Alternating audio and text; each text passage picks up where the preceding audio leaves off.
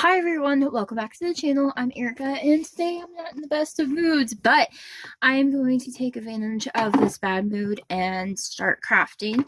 Focus on something that I can control. So that is what I'm doing, and the reason why I'm in a bad mood is because my sewing machine is being a butt monkey. So anyways, I'm going to show you how you can make your bratz doll some shoes. I have some variety of shoes. But I want more in my collection, and I have quite a few bratz dolls, and they don't have very many shoes. So these are from like that new wavy thing from like, with the big headed brats, not the ones that are like the remake of them, but this was like, I don't know, like wave 3 or something like that. Anyways, these are so much more smaller. Like they have so much more smaller peg holes versus the original.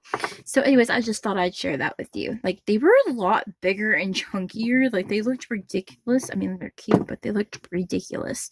So anyways, this is what the bratz snicker looks like.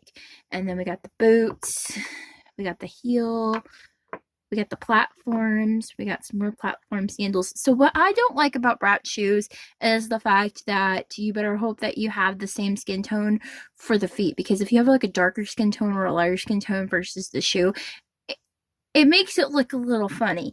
So anyways, what I am doing is I'm going to show you how you can make some slippers. So let's go ahead and jump on in. So for the slipper base, you can use cardboard for this, but you would have to like stack it up as high as you'd like it. Personally, I'm using foam because I have this and it's not even like an inch thick. I think it's like maybe like half an inch thick. I don't really know, but that's what I did. And then I made a weird little foot shape. I mean, they're not the exact same size as brat shoes. Like, no. I kind of wanted to keep them on the smaller side, make them look more realistic for the dolls, even though Bratz dolls' heads are gigantic. So anyways, this is what it looks like. You can draw whatever design you'd like for your shoe, but this is my base, and then I just cut it out that foam. Again, you could double layer the not cardstock, but cardboard. I would do about 4 layers, maybe 6 layers to get a thickness if you're doing that. But since this is foam and this is a thick foam, I can only cut it out once, and that's easy for me. So anyways, then I cut out another piece and I did a circular piece, and I have my little tool over here where, because the peg, you need a hole. So this is where the peg is going to go in, and this little doodad is actually just like what you put those eyelet thingies in when you're sewing. So just get it in the center, because sometimes I don't always get it in the center. You could you don't have to use this to do this part, but for me it's the easiest way.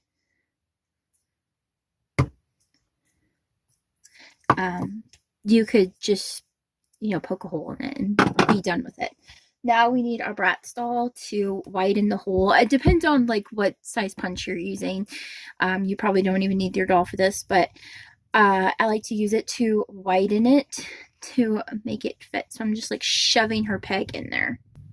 So now that I got her peg shoved in there, I'm going to lay her down, and I have since I am making a match to this one, I have this recycled stretchy material that kind of looks like a sock.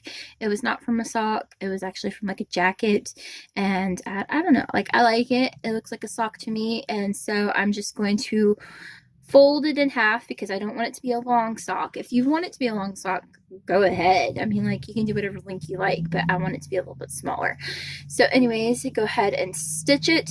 And that is what I did for this one, is I stitched it like right here. You can see that I stitched it. Now I'm going to fold it and stitch it again.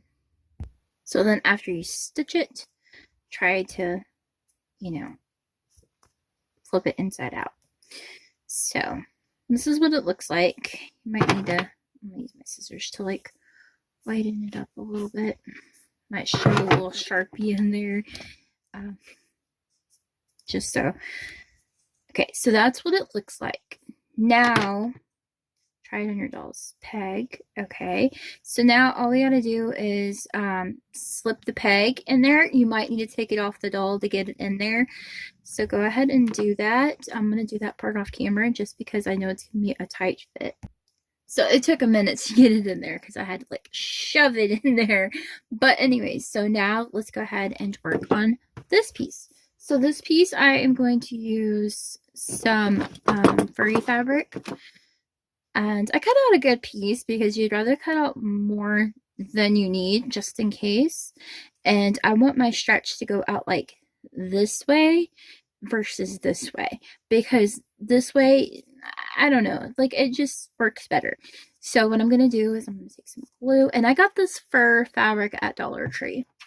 So I'm going to take it and put some on the phone. Be careful because you're going to probably burn yourself, or at least I did. So anyways, get it in the center and then hold it, and then go ahead and start gluing a little bit of the side right there and pull as tight as you can because you want a really good fit. So go ahead and do that. And right here for the toe area, you kind of want it to look good. But since we're using this fur for it, it'll be easy to cover up like your mistakes and stuff versus something that is like short-haired. Like for instance, this one that I had made previously. If I did not do a really good tug, it would have shown up because it's like I said, it's like very short-haired. This was from a sweatshirt. So, well, the inside part. So that is what I would like to mention. And I'll show you how to make that as well. Okay, so now that's tight around there. And go ahead and do this side as well. Pull. But don't try not to burn yourself. Like, please try. So I don't need that much for the back.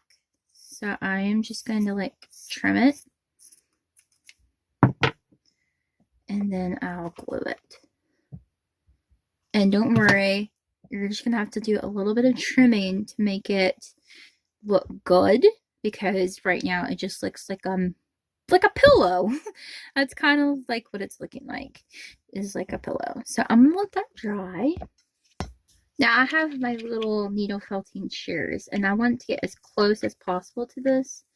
And this works really good with like furry stuff. Well, it was earlier. So anyways, just go ahead and trim all the way around it so you can get that off, or you can use your scissors. I mean, like, I'd probably use my scissors if I didn't have these. So after you trimmed it down, that's what I did. Figure out which end is your toe, which end is your foot.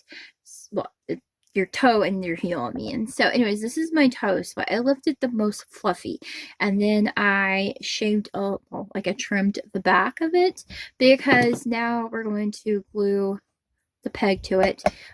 You can leave your doll in it if you'd like to. You don't have to, but I'm just going to go ahead and glue it.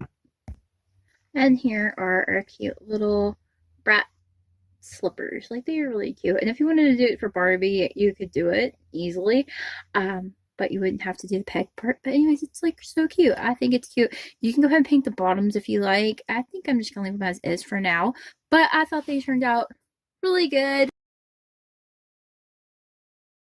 Okay, so now I'm working on this kind of slipper. It's just basic. It's kind of like the other one, but it's not super fluffy. It's this kind of material that I also got from Dollar Tree. It kind of feels like a squishmallow.